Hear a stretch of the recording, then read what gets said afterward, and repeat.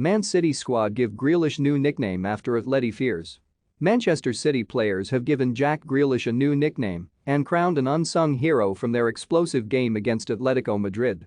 Having won the first leg of their Champions League quarter-final 1-0 at home to Atletico, Manchester City went into the second match at the Wanda Metropolitano in little doubt as to what they would face.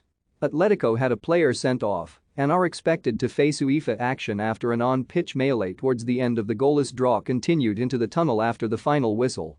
Manchester City were battered and bruised throughout, but had anticipated such rough treatment in the build-up, with Jack Grealish the likely target.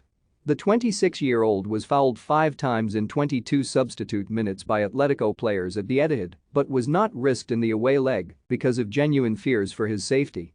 The Daily Telegraph report that Manchester City felt Grealish could be at risk of injury after being aggressively targeted the previous week, which is likely why Pep Guardiola decided not to risk him.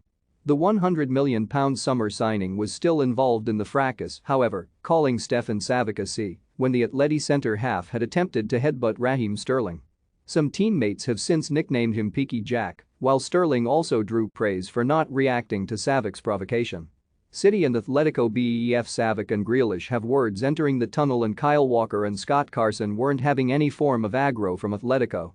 Number MCFC number Atletico Madrid number UCLpic.twitter.com TMTNORF4NF Pundit J @Pundit J April 14, 2022. The other Manchester City player to emerge with the most credit was Alexander Zinchenko, another unused substitute who inserted himself into the battle when Phil Foden was fouled by Felipe and dragged off the pitch. The Ukrainian was privately hailed by teammates as the unofficial man of the match for defending Foden, who bore the brunt of Atletico's brutal approach instead of Grealish. City's players felt his actions were a reflection of what it means to be part of the squad this season as they chased down 3 trophies, and that the whole situation could have a galvanizing impact over the remainder of the campaign, it is added. Atletico were so confrontational that Neil Warnock was somewhat taken aback.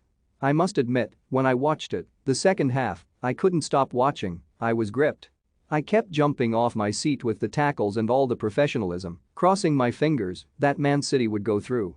It was only the last 15 minutes that it really became like that, and I think Atletico were their own worst enemies.